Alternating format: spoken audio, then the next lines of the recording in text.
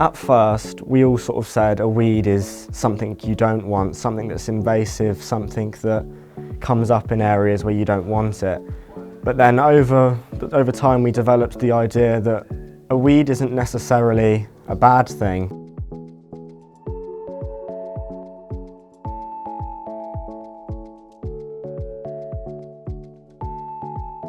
It all started from the phrase, "What is a weed?"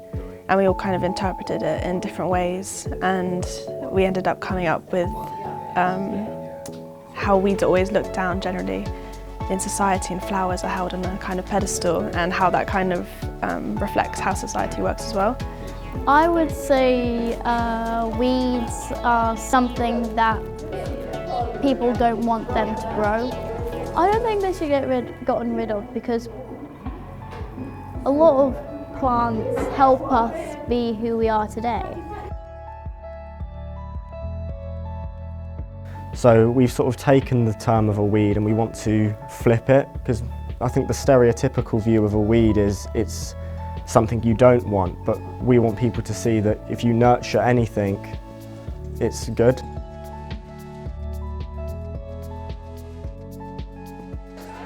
Me and Poppy made a plant-based board game, which is our own little version of Snakes and Ladders. It's cool, I like it. Seeing all of our names on these pieces, it's amazing, and I'm so glad that I took part in this project, and I think it was such a great experience, and I've learned so much. I guess the thing we learned is, what common currency in the world today is kind of how people view different genders and how people think about society and how people think about norms. And so to have a kind of a viewpoint that is unusual was a learning process and an exposure to new ideas and new ways of thinking. One of the main focuses of the exhibition is to understand your inner beauty and have confidence overall. I just want them to come out feeling beautiful in their own way and not feeling as if they are considered a weed in society. Like, everyone can be as beautiful as they want to be.